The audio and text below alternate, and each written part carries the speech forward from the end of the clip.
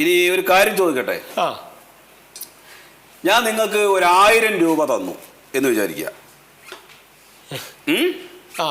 ആ പൈസ കൊണ്ട് നിങ്ങൾ എന്ത് ചെയ്യും? ഞാൻ കൂട്ടുകാരായിട്ട് പോയിട്ട് സിനിമയും കാണും, ചായയും കുടിക്കും. അപ്പോ സഹകരണ മനോഭാവമുള്ള സംരംഭകനാണ് എന്ന് ഞാൻ വിചാരിക്കാം. ഇനി ഞാൻ ആ പണം തിരികെ വാങ്ങിക്കുന്നു എന്ന് വിചാരിക്കും.